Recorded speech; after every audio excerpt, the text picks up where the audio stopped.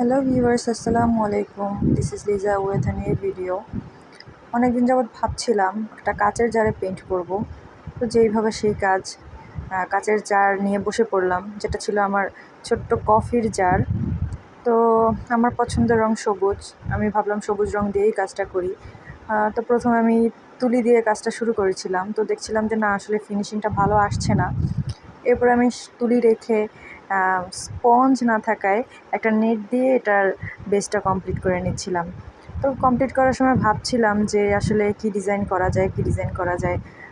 আসলে যখন বেসটা করছিলাম তখন আমি কোনো ডিজাইন মাথায় না রেখেই করছিলাম।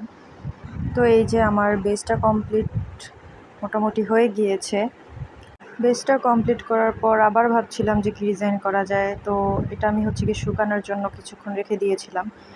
এরপর আমি শুরু করলাম পেইন্ট করা। তো অনেক ভাবার পরে আমি ঠিক করলাম সানফ্লাওয়ার আঁকবো। তো সূর্যমুখী আমার খুব পছন্দের একটা ফুল। তো আমি তখন সূর্যমুখী ফুল আঁকা শুরু করলাম। যেহেতু কখনো কাচের জারে পেইন্ট করিনি, তো একটু নার্ভাস লাগছিল যে নষ্ট করে ফেলি কিনা। কিন্তু এই যে আমার মোটামুটি কমপ্লিট হয়ে গিয়েছে সানফ্লাওয়ার আঁকা। এরপর আমি লাস্ট ফিনিশিংয়ের জন্য ফুলের মাঝে কিছু পেইন্ট করে নিচ্ছিলাম, যেটা গিয়ে ফুলের মাঝখানে থাকে। এটা করার পরে আসলে ফুলের সৌন্দর্যটা আরও বহুগুণ বেড়ে গিয়েছিল।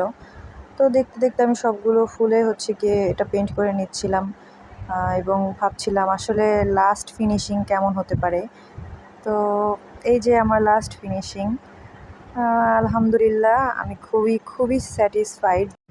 ভিডিওটি কেমন হয়েছে অবশ্যই জানাবেন এবং পরবর্তী ভিডিওর জন্য চ্যানেলটি সাবস্ক্রাইব করে রাখবেন। Thank you.